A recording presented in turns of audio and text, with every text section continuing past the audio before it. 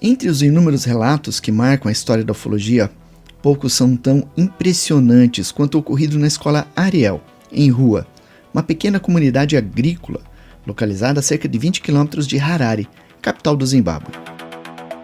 Essa escola era uma instituição particular de ensino fundamental, frequentada por crianças de diversas origens étnicas e sociais.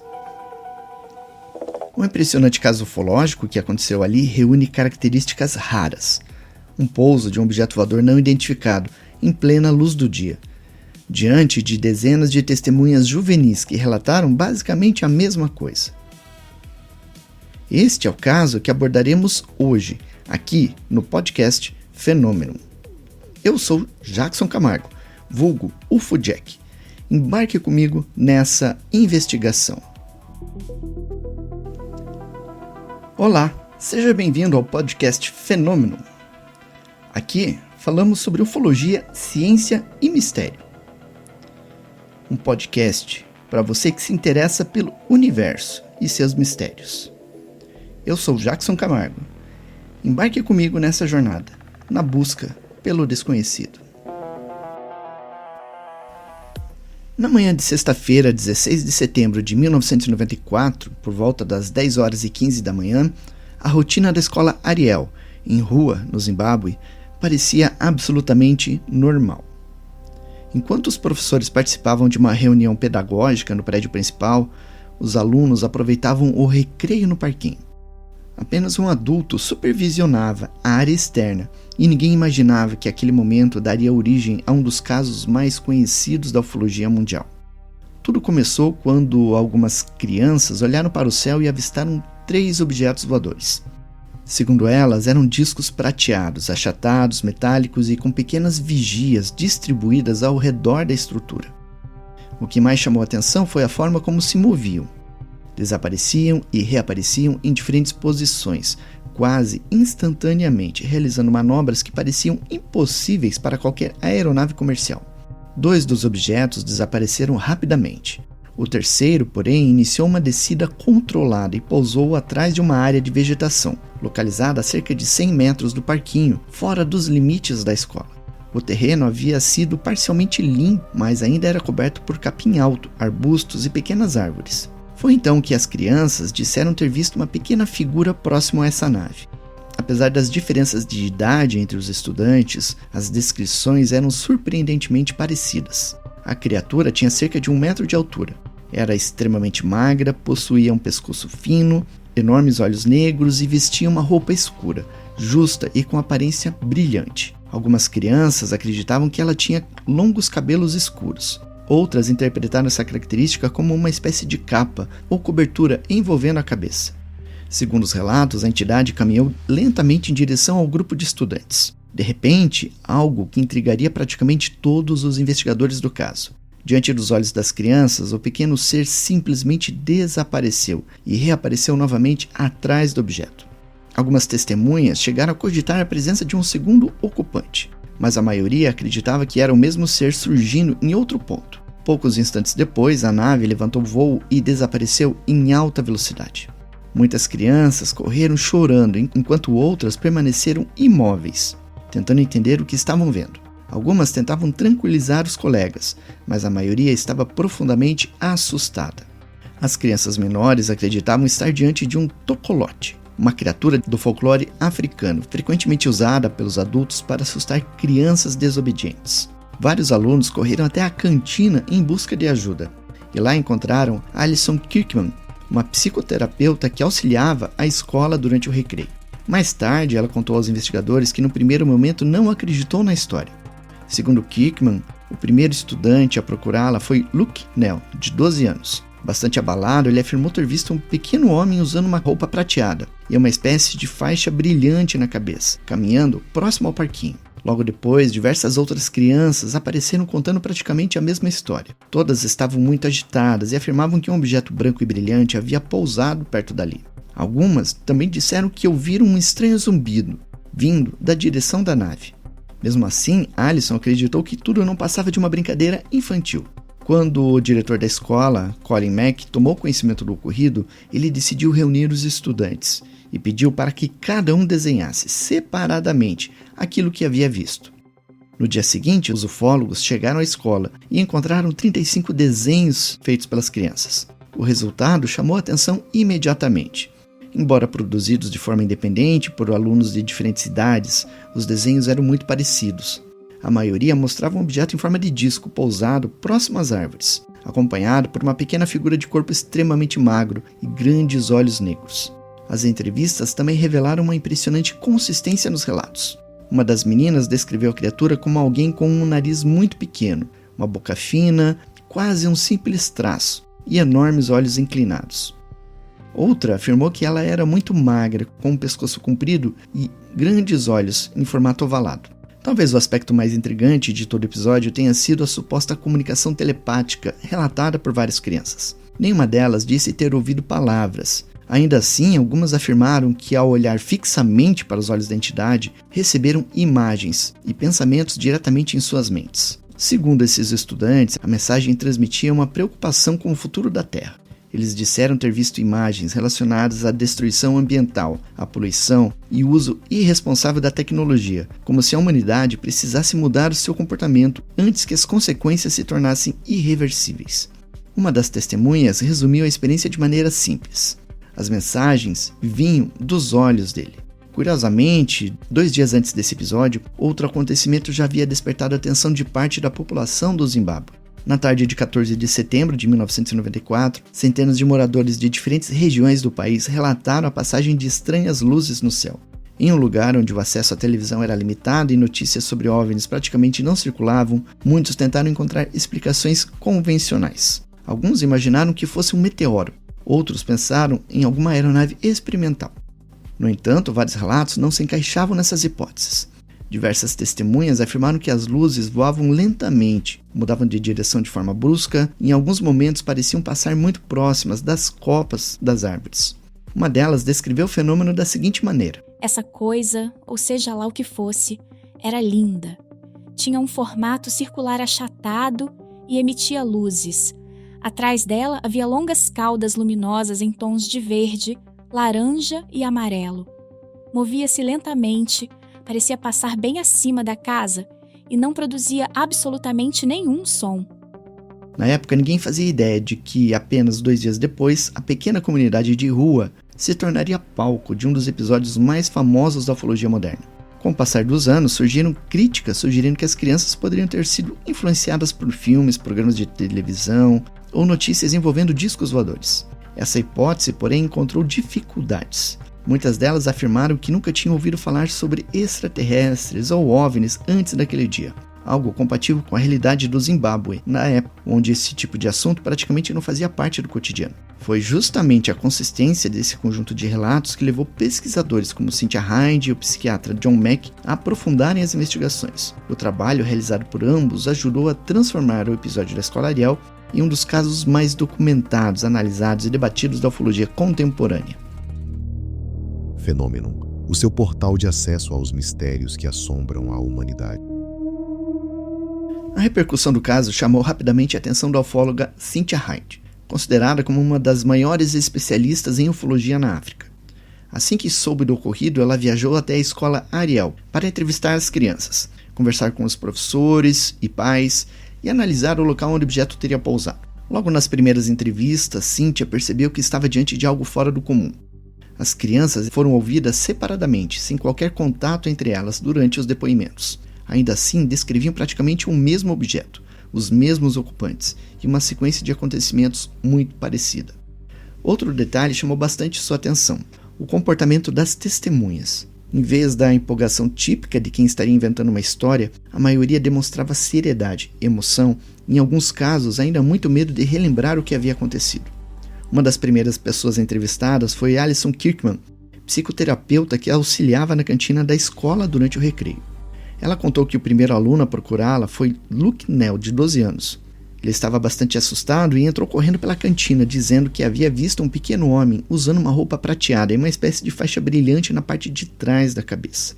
No primeiro momento, Allison imaginou que fosse apenas uma brincadeira de criança. Mas, poucos minutos depois, dezenas de crianças chegaram quase ao mesmo tempo, todas muito agitadas e contando praticamente a mesma história. Segundo elas, um objeto branco e brilhante havia pousado a cerca de 100 metros do parquinho.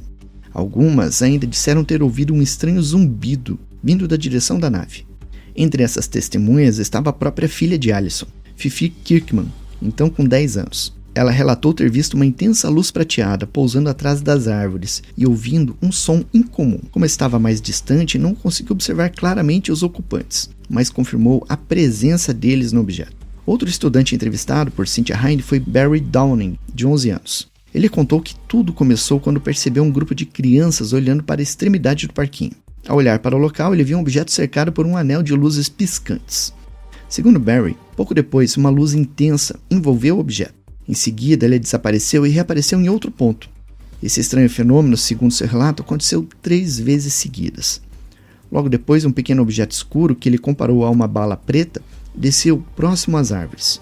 Nesse momento, várias crianças começaram a apontar um pequeno ser vestido de preto, com pescoço fino e enormes olhos escuros, que apareceu sobre o objeto antes de desaparecer novamente. Barry apenas afirmou que durante esse momento, uma forte rajada de vento atingiu o grupo de estudantes. Outra testemunha ouvida pelos investigadores foi Fungai Mavengari. Segundo seu relato, ela confirmou observar 2 pequenos seres caminhando ao redor da nave. O que mais chamou sua atenção foi a forma como eles se moviam. Seus passos pareciam extremamente lentos, como se estivessem em câmera lenta, dando a impressão de que estavam examinando curiosamente tudo ao redor. Esse detalhe também apareceu em diversos outros depoimentos. Na segunda-feira seguinte ao incidente, Cynthia Hind voltou à escola Ariel, acompanhada por outros investigadores. Entre eles estava Tim Leach, Michael Hind e o técnico Gunther Hofer, e uma equipe de filmagem. Utilizando detectores de metais, magnetômetros e contadores Geiger, eles examinaram cuidadosamente o ponto indicado pelas crianças, como sendo o local de pouso. Apesar da busca detalhada, nenhum vestígio foi encontrado. Os equipamentos não registraram alterações magnéticas, níveis anormais de radiação, nem qualquer outro indício que pudesse indicar a presença recente de uma aeronave desconhecida. As buscas foram ampliadas para áreas próximas, mas novamente nada foi localizado. Mesmo assim, algumas testemunhas afirmaram que logo após o episódio, havia centenas de formigas mortas espalhadas pelo solo próximo ao local do pouso. Esse detalhe nunca pôde ser confirmado pelos investigadores. Entre os relatos mais completos está o de Guy Gibbons, que brincava no parquinho quando percebeu a movimentação entre os colegas. Ao olhar para o local indicado, ele viu um objeto arredondado parado no chão, cercado por pequenas figuras. Segundo Guy, um dos ocupantes deixou a nave e caminhou pela área. Ele descreveu a criatura como tendo aproximadamente a altura de um aluno da 6ª série, cabelos longos e escuros, roupa justa ao corpo e enormes olhos inclinados. O nariz era praticamente imperceptível, enquanto a boca parecia apenas uma pequena abertura. Enquanto observava a cena, Guy percebeu que 2 meninas choravam desesperadamente. Quando perguntou o motivo, ouviu que elas acreditavam estar diante de um tocolote, uma criatura do folclore africano que, segundo antigas histórias, atacava crianças desobedientes. Até aquele momento, Guy estava apenas curioso. Depois de ouvir a explicação das meninas, porém, admitiu que também começou a sentir medo. Ao chegar em casa e contar tudo para os pais, encontrou certa incredulidade. Mesmo confiando na sinceridade do filho, eles tinham dificuldade para aceitar um relato tão extraordinário. Poucos meses depois, outro investigador de grande prestígio decidiu investigar o caso. Em dezembro de 1994, o psiquiatra John Mack, professor da Universidade de Harvard, especialista em psiquiatria infantil, viajou ao Zimbábue para realizar sua própria investigação. Durante 2 anos, ele entrevistou as crianças individualmente, analisando não apenas seus relatos, mas também suas expressões faciais, linguagem corporal, reações emocionais e possíveis sinais de fantasia ou influência entre elas. Sua conclusão foi bastante clara. Segundo Mack, não havia qualquer evidência de histeria coletiva, alucinação ou invenção deliberada. Na avaliação do psiquiatra, aquelas crianças estavam descrevendo uma experiência que para elas havia sido completamente real. Os vídeos dessas entrevistas, que até hoje circulam entre pesquisadores e documentaristas, mostram crianças respondendo de forma espontânea, coerente e consistente, mesmo sendo entrevistadas separadamente. Depois de concluir sua investigação, John Mack afirmou que não encontrou nenhuma explicação psiquiátrica capaz de justificar aquele conjunto de depoimentos. Para ele, as crianças realmente viveram uma experiência intensa e profundamente marcante, embora a natureza exata do fenômeno permanecesse sem explicação. As conclusões de Mack reforçaram ainda mais a credibilidade do episódio e ajudaram a transformar o caso da Escola Ariel em uma das investigações mais conhecidas e respeitadas da ufologia moderna. Fenômeno, o seu portal de acesso aos mistérios que assombram a humanidade. Com sua experiência clínica, o psiquiatra John Mack analisou não apenas os conteúdos das histórias, mas também a maneira como cada criança se expressava, suas reações emocionais, linguagem corporal e a forma como lembravam dos acontecimentos. A conclusão de Mack foi bastante clara. Ele não encontrou sinais de que as crianças estivessem inventando uma história em conjunto. Pelo contrário, segundo sua avaliação, todas pareciam descrever uma experiência que para elas havia sido completamente real. O pesquisador também percebeu que o episódio deixou marcas emocionais em algumas testemunhas. Algumas crianças relataram pesadelos frequentes. Outras passaram a ter medo de ficar sozinhas, e em pelo menos um caso foi registrado um episódio de enurese noturna. Entre os entrevistados estavam 3 estudantes que afirmaram ter chegado mais perto do objeto. Eles disseram que a nave principal era acompanhada por estruturas menores que permaneciam voando ao redor dela durante o avistamento. Um dos alunos descreveu da seguinte forma: Vi 2 seres. Um estava parado diante da nave, enquanto o outro caminhava pelo capim. Ele se movia de um jeito estranho, quase cambaleando, sem olhar para onde estava indo. Depois voltou para a nave, ela subiu cerca de 1 metro e simplesmente desapareceu. Outra estudante relatou uma experiência ainda mais impressionante. Segundo ela, vários objetos menores permaneciam próximos à nave principal, como se estivessem realizando algum tipo de atividade. Ela contou que um dos seres ficou parado, olhando diretamente para ela. Embora não tivesse falado nada, sentiu como se estivesse recebendo pensamentos ou imagens. Outra testemunha, Pillai Liesel, afirmou que jamais conseguiu esquecer aqueles olhos. Segundo ela, a criatura possuía olhos negros enormes, praticamente não tinha nariz ou bocas visíveis e transmitia uma sensação difícil de explicar.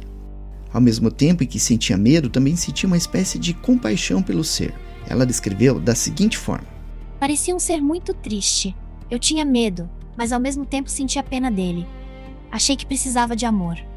Quando cheguei em casa, fiquei convencida de que o mundo poderia acabar porque não estávamos cuidando do planeta.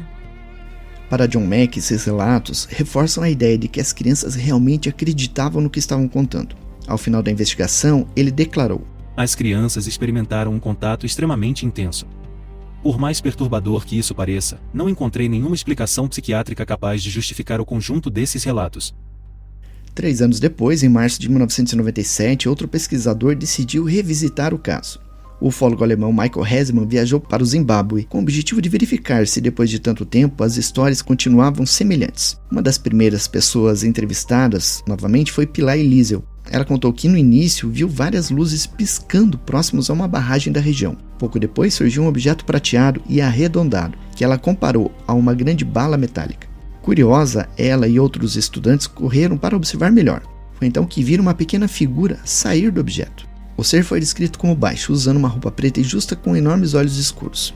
Quando questionada sobre quanto tempo tudo havia durado, Pillai respondeu que o episódio inteiro aconteceu em aproximadamente 3 minutos. Hessemann também perguntou por que ela acreditava que aqueles seres haviam aparecido ali. A resposta permaneceu praticamente igual à dada a John Mack anos antes. Ela revelou ainda que durante algum tempo sofreu com pesadelos recorrentes, nos quais as criaturas voltavam durante a noite para buscá-la. Com o passar dos anos, esses sonhos desapareceram, mas a lembrança da experiência continuou muito forte. Quando perguntada se havia retornado ao local onde o objeto teria pousado, ela respondeu que nunca teve coragem. Durante sua viagem ao Zimbábue, Michael Hessemann entrevistou vários outros alunos. Trichanel, que tinha 12 anos na época, contou que viu um grupo de crianças reunido apontando para um objeto brilhante, escondido entre a vegetação. Ela não conseguiu observar claramente os ocupantes, mas afirmou ter visto o objeto e diversas luzes ao redor dele. Já Emily Widron, então com 11 anos, descreveu uma nave muito brilhante, parcialmente escondida pelas árvores. Segundo ela, o objeto possuía a parte inferior arredondada e a parte superior mais achatada. Foram justamente os gritos de alguns colegas que fizeram outras crianças correrem ao local para ver o que estava acontecendo. Novas entrevistas foram realizadas em 2010. Muitos participantes afirmaram que aquela experiência jamais deixou suas memórias. Uma delas resumiu o impacto do episódio. Aquela nave, aquele rosto, nunca desapareceram da minha memória. Outra testemunha declarou: Se existe uma experiência que eu gostaria de reviver em toda essa minha vida, seria exatamente. Professores da escola também foram entrevistados ao longo dos anos. Uma das professoras afirmou que nunca acreditou que seus alunos fossem capazes de criar uma história daquela proporção. Conhecia bem aquelas crianças. Nunca acreditei, nem por um momento, que tudo aquilo tivesse sido inventado. Estou convencida de que algo realmente aconteceu naquele dia. Mais de 3 décadas depois, o caso da Escola Ariel continua sendo um dos episódios mais conhecidos e debatidos da ufologia mundial. Sua importância não está no número de testemunhas envolvidas, mas principalmente na consistência dos relatos, na pouca idade das crianças, nas entrevistas realizadas separadamente e no interesse despertado entre pesquisadores de diferentes áreas. Embora nenhuma evidência física definitiva tenha sido encontrada, o conjunto de depoimentos impressionou investigadores como Cynthia Hind, John Mack e Michael Hesman. Para eles, as crianças passaram por uma experiência extraordinária, que deixou marcas profundas em suas vidas. Até hoje, o caso continua sendo estudado, discutido em documentários e analisado por pesquisadores. Para os céticos, permanece o desafio de explicar como tantas crianças poderiam apresentar relatos tão semelhantes, sem sinais claros de uma história combinada. Para muitos estudiosos da ufologia, trata-se de um dos relatos de contato mais consistentes já registrados. Independente da interpretação escolhida, o caso da Escola Ariel permanece como um dos acontecimentos mais intrigantes e bem documentados da história da ufologia moderna. E talvez seja justamente aí que esteja a força do caso da Escola Ariel.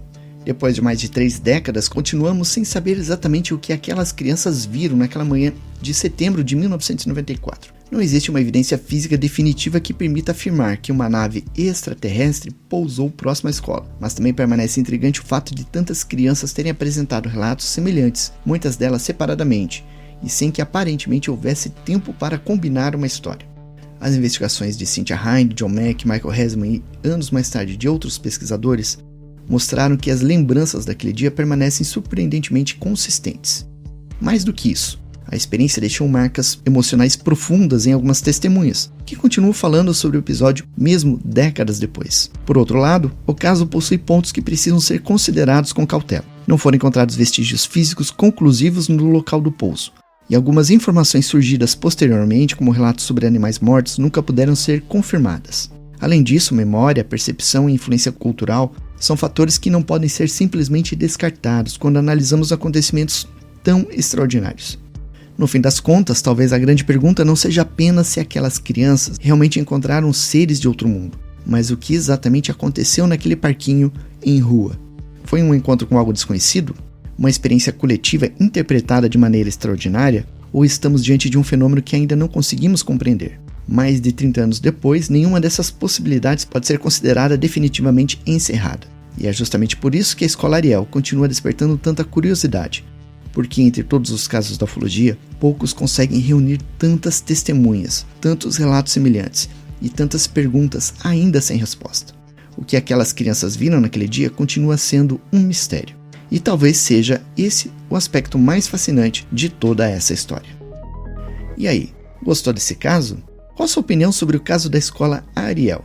Comente aí, deixe aí nos comentários e compartilhe, né? Divulgue este podcast, divulgue este episódio e convide seus amigos a conhecer o nosso podcast. Assim levamos informação de qualidade para todos os rincões da internet brasileira e mundial. Eu fico por aqui e continue sempre com pés no chão, olhos no horizonte e mente nas estrelas. Grande abraço e até o próximo episódio aqui no podcast Fenômeno.